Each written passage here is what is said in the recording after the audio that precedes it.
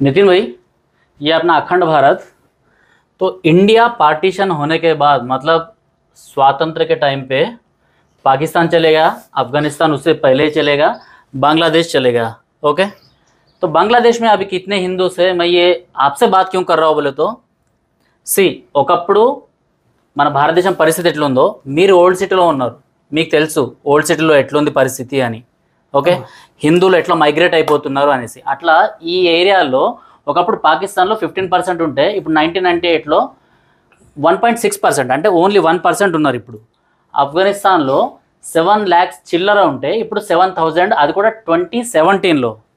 And ఇటు బంగ్లాదేశ్లో 1951లో 22% ఉంటే 2011లో దీదీ ప్రభుత్వం వీళ్ళని అక్కడ తీసుకుంటుంది. ఇప్పుడు 9.5% మాత్రమే ఉంది, అది కూడా 2011లో. 2011 में अभी सिर्फ यहाँ पे 9% है, वहाँ पे 1% है पाकिस्तान में. वहाँ पे सिर्फ 7,000 है. वो 7,000 भी सिख भाइया और बुद्धिस्ट हिंदू जो भी है वो यहाँ पे आने का है उनको. तो उनके लिए जो अर्जी लगा लिए ना, उनके लिए ये सीए है. आपको तो मालूम है सब कुछ. तो ఓల్డ్ సిటీలో ప్రజెంట్ పొజిషన్ ఎట్లుంది ఏమంటారు మీరు? ఎందుకంటే సిఏని వ్యతిరేకించేటోళ్ళు మస్తు మంది ఉన్నారు. వాళ్ళు ఏమంటున్నారు అంటే, కొంచెం ముందుకు రండి, డోర్లో కాదు. ఓకే, తో కంపేర్ చేస్తే సిఏని చాలామంది ఇప్పుడు వ్యతిరేకించే వాళ్ళు అక్కడ చాలామంది ఉన్నారు. సో వాళ్ళకి మీరు చెప్పాలి అనుకుంటే క్లియర్ కట్గా ఎట్లా చెప్తారు? మీ పొజిషన్ అక్కడ ఎలా ఉంది అంటే, వాస్తవానికి భాగ్యనగరం పాతపట్నంలో కొన్ని రాజకీయ శక్తులు అనుకోండి, రజాకార వారసులు అనుకోండి, భారతదేశంలో ఉన్న మైనార్టీలకు ఎలాంటి ఇబ్బంది లేదు. కానీ వాళ్ళ రాజకీయ పబ్బం గడపడం కోసం, వాళ్ళు రాజకీయంగా ఎదగడం కోసం దీనివల్ల మీకు ఇబ్బంది ఉంది అనే ఒక కల్పితమైన ఓ చిత్రాన్ని సృష్టిస్తున్నారు.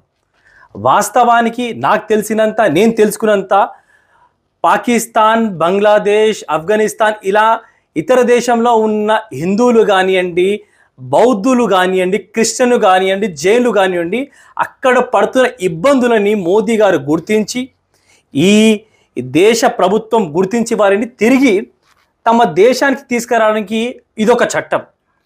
కానీ ఇక్కడ ఉన్న కొంతమంది మైనార్టీలు, అందరు కాదండి, కొంతమంది మైనార్టీలకు ఇబ్బంది కలుగుతాయనే ఒక ఊహాగానాలు కొంతమంది రాజకీయ శక్తులు చేస్తున్న ప్రచారం మాత్రమే ఇది. కానీ తెలిసిన వారు చాలామంది, మనం చూశాను, నేను ఆ వక్ఫ్ బోర్డ్ చైర్మన్ ఎవరు, ఆ సోదరి చెప్పింది, దీనివల్ల భారతదేశంలో ఉన్న మైనార్టీకి ఎలాంటి ఇబ్బంది లేదు, ఎలాంటి ముప్పు లేదు, కేవలం కొంత చేస్తున్న ప్రచారం మాత్రం. ఎందుకు ఇంత క్లియర్గా, ఇంత క్రిస్టల్ క్లియర్గా ఉన్నా కూడా ఈ చట్టం ఎందుకు ముస్లింని చాలామంది जैसे बोलते हैं ना, आग में पानी छिड़कना या तेल छिड़कना, ऐसा क्यों कर रहे हैं सब लोग? చేయడం వల్లనే వాళ్ళ దుకాణం నడుస్తుంది, అది చేయడం వల్లనే వాళ్ళకి మనుగడ ఉంది. ఎప్పుడైతే వారు రెండు మతాల మధ్య చిచ్చు పెట్టరో, ఎప్పుడైతే రెండు ప్రాంతాల మధ్య చిచ్చు పెట్టరో, అప్పటిదాకా వాళ్ళ జీవనం గడవదు, వాళ్ళ రాజకీయ పబ్బం గడవదు. సి ఇక్కడ అంకెలు అయితే మనకు క్లియర్ కట్గా ఉన్నాయి. ఆఫ్ఘనిస్తాన్లో ఎంతమంది ఉన్నారు ఇప్పుడు హిందువులు, అండ్ పాకిస్తాన్లో ఎంతమంది ఉన్నారు, బంగ్లాదేశ్లో ఎంతమంది ఉన్నారు. సో మీ ఓల్డ్ సిటీతో కంపేర్ చేస్తే మీ ఓల్డ్ సిటీలో ఇంతకుముందు ఎంతమంది ఉండేవాళ్ళు, ఎంతమంది ఇప్పుడు మైగ్రేట్ అయిపోయినారు ఓల్డ్ సిటీ నుంచి, ఇల్లు అమ్మేసుకుని వెళ్ళిపోయినారు అన్నది మీకు తెలుసు. మీరు చక్కటి విషయం చెప్పారు. నేను కూడా ఈ విషయం చెప్పడానికి కోసం ఒక ప్లాట్ఫామ్ వెతుకుతున్నా, నాకు ఈ అవకాశం మీ ద్వారా దొరికింది. నేను ముఖ్యంగా నేను నివసిస్తున్న కార్వాన్ నియోజకవర్గం గురించి చెప్పాలనుకుంటున్నా. ఆసిఫ్ నగర్, కార్వాన్లో కొన్ని ప్లేసెస్ ఎట్లా ఉండే అంటే హిందువులో ఉండే, అది సమయం వచ్చినప్పుడు నేను కూడా తీసుకెళ్ళి మీకు చూపిస్తాను నేను. అయితే అక్కడ ఏం చేస్తారంటే, ఇప్పుడు నేను నివసిస్తున్న బార్డర్లో కూడా హిందువులు ఒక 10 సంవత్సరాల కింద ఉండే ఆ హిందువులన్నీ మొత్తం కనుమరుగైపోయారు.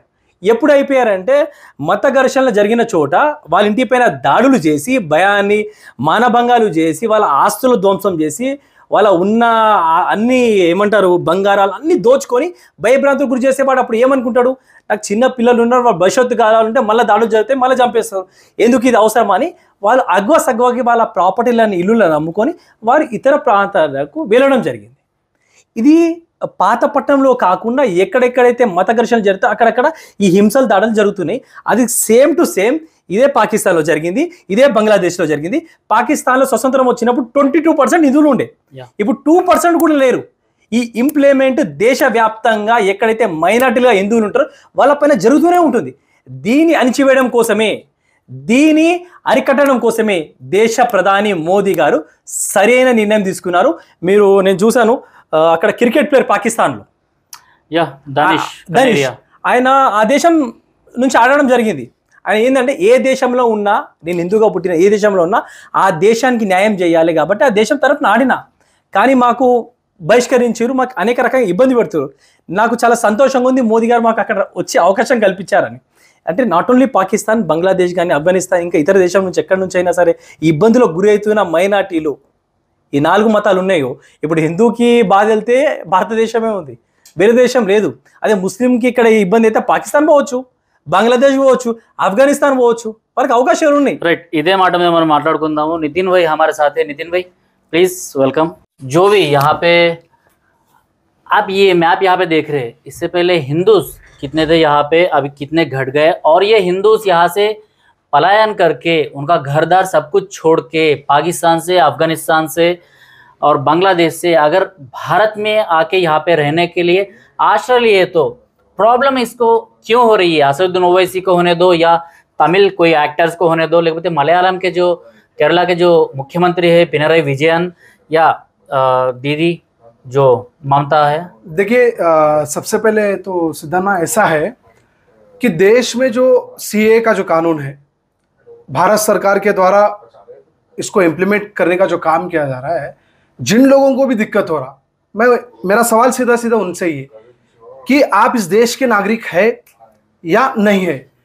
अगर आप इस देश के नागरिक है, अगर आप देश के इस नागरिक है, तो देश की सुरक्षा को मद्देनजर रखते हुए सीएए को भारत सरकार इंप्लीमेंट कर रही है. जब इस देश की सुरक्षा के लिए भारत सरकार ये कानून लगा रही, तो क्यों इस देश में रहने वाले उन मुसलमानों को तकलीफ हो रही है जो बाहर के मुसलमान, जो आज जो बाहर के मुसलमान हिंदुस्तान में आकर पूरे हिंदुस्तान को तबाह करने का काम करते थे. Exactly same. बांग्लादेश से यहाँ से आ रहे मुसलमान भाई और यहाँ से रोहिंग्या आ रहे हैं, ये लोगों को यहाँ पे हैदराबाद में और बाकी सारे जगहों पे शेल्टर दिया जा रहा है, और वो भी सेक्युलर कोई शेल्टर के हिसाब से आपको मैं एक सीधे सीधे सवाल का जवाब देता हूं. आज तेलंगाना में, खास करके हैदराबाद में, अगर हैदराबाद में हम देखेंगे तो जैसा कि टोली चौकी है, सैदाबाद है, ओल्ड सिटी का चंद्रयन गुट्टा है, ये बांग्लादेश बोल के एक एरिया ही है, छोटा जो कि मुशीराबाद बांग्लादेश एरिया. मेरा सवाल क्या है कि जो बांग्लादेश एरिया जो नाम लगाकर वहां पर रहे, ये भारत देश का नाम का एरिया है क्या? पहले तो उस एरिया में इमीडिएट सर्च वारंट निकालना चाहिए, क्योंकि वहां पर सबसे ज्यादा आतंकवादी मिल सकते हैं, मुझे ऐसा लगता है. क्योंकि आप बाहर देश से आए, बाहर देश का नाम यहां पर लगा लिए, यहां पर आपके पास मैंने कल एक सदगुरु जी का स्टेटमेंट देखा, एक उसका नाम क्या है, परसों शादी करी, वो रिया, क्या नाम है ना, रिया सेन जो है, उन शादी करी, उन क्या बोल रही बोले तो यहाँ पर मेरे बाप का आधार कार्ड नहीं है, यहाँ पर मैं पैदा हुए सो सर्टिफिकेट नहीं है, यहाँ पर मैं पैदा हुए सो वोटर आईडी नहीं है, यहाँ पर मेरा पैदा हुए सा कुछ भी ऐसा नोटिफिकेशन, कुछ भी मेरे पास एविडेंस नहीं है बोल के. रेशन कार्ड के लिए, आधार कार्ड के लिए, सबके लिए कैसे लगा रही है? जब आपके पास ये सब कुछ है ही नहीं, तो फिर आप इस देश में कर रहे हैं क्या? हाँ, वही ना. आप अगर इस देश के नागरिक है, तो आप क्यों इस देश में रहकर भी आप आपका आधार कार्ड क्यों नहीं बनाए? क्यों आप वोट नहीं डाल रहे? क्यों आपका बर्थ सर्टिफिकेट यहाँ का नहीं है? अगर आप इस देश के नहीं है, तो मुझे लगता है कि ऐसे लोगों को देश से बाहर जाना चाहिए. और आप जिस तरह से आप ये पूरे देश और दुनिया भर की बात कर रहे हैं, मैं सबसे पहले आज मेरे उन तमाम भाग्यनगर के लोगों से ये रिक्वेस्ट करता हूं कि देश में जिस तरह से सीए कानून के बारे में बात कर रहे हैं हमारे सिद्धांत, कल एक ऐसी मूवी रिलीज होने जा रही है जिसका नाम है रजाकार. रजाकार का मतलब क्या है? लुटेरे. रजाकार का मतलब क्या है? चोर. रजाकार का मतलब बट्टेबाज. रजाकार का मतलब देशद्रोही. रजाकार का मतलब इस देश को खत्म करने वाले लोग. रजाकार का मतलब ये जो हमारे हिंदू मां बहन बेटियों को जब बोनाल निकालते थे तो निर्वस्त्र उनको कर कर उनके बलात्कार करे जैसा काम करते थे. रजाकार का मतलब वो लोग जो भारी देश से यहां पर आकर हिंदुस्तान के हिंदुओं को खत्म करने की कोशिश करते थे. आज हम सबको देखना होगा कि सीए कानून भारतीय जनता पार्टी समर्थन में देश भर में लागू करने का काम कर रही.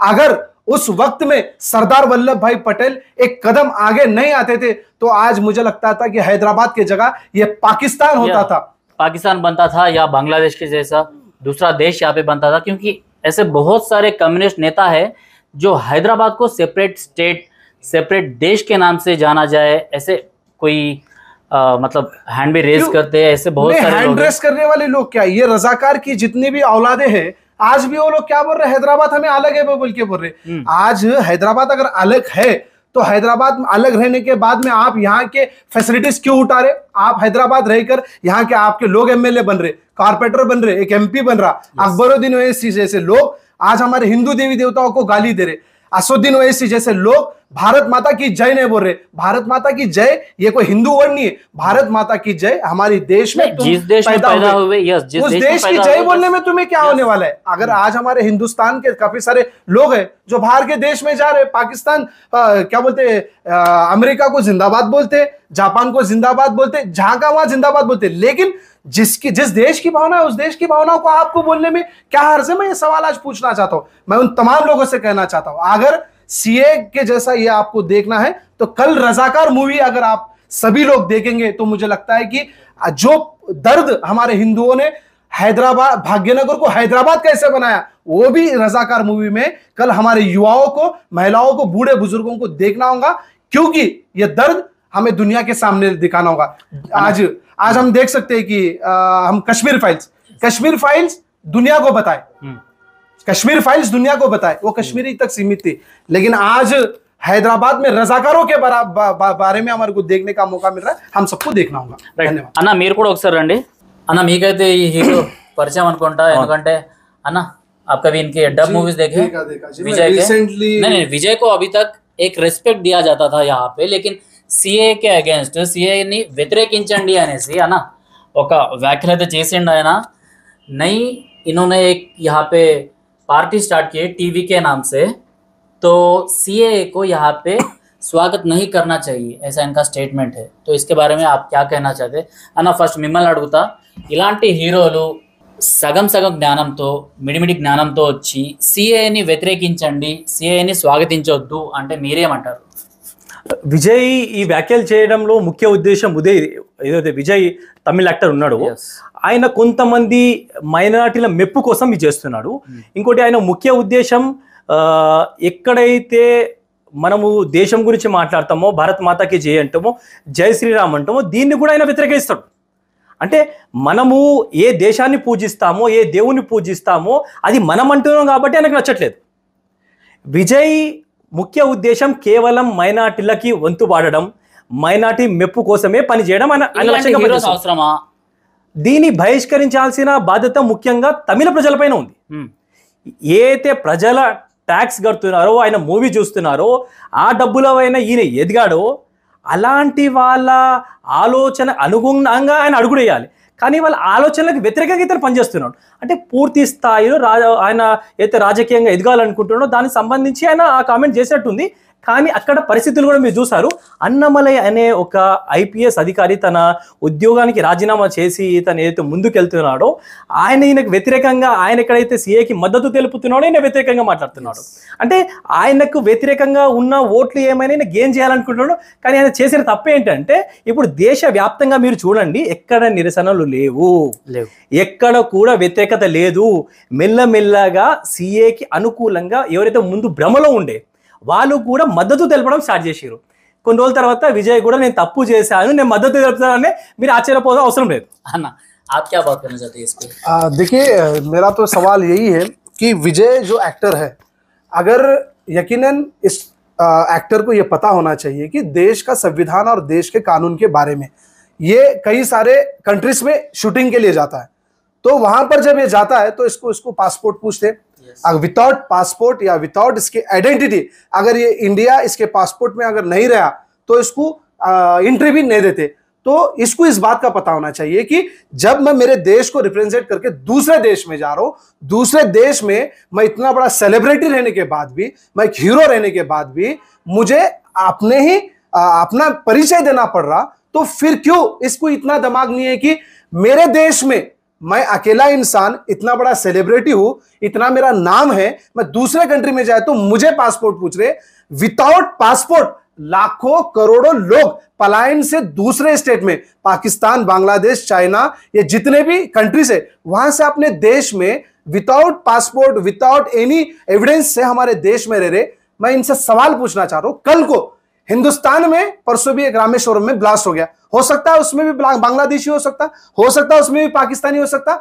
ऐसे ब्लास्ट कई सारे अब तक हो चुके और आगे अगर हो गए तो इसके जिम्मेदार कौन है? जो लोग यहां पर विदाउट एविडेंस यहां पर रह रहे, हो सकता है वो लोग है। तो मेरा सीधे सीधे ये विजय से बोलना है कि आप इस देश में, आपका मतलब ये नहीं है कि आप एक नाचने वाले, गाने वाले, एक आपके प्रोफेशन को पैसे कमा रहे कि देश इसलिए दे रहा कि आपका मूवी देख रहा कि चलो आप एक अच्छे व्यक्ति है, लेकिन देश के खिलाफ अगर आप इस तरह के अगर जवाब देंगे तो मुझे भी लगता है कि भारत सरकार को इनको भी क्या बोलते हैं, केस बुक कर अंदर डालना चाहिए।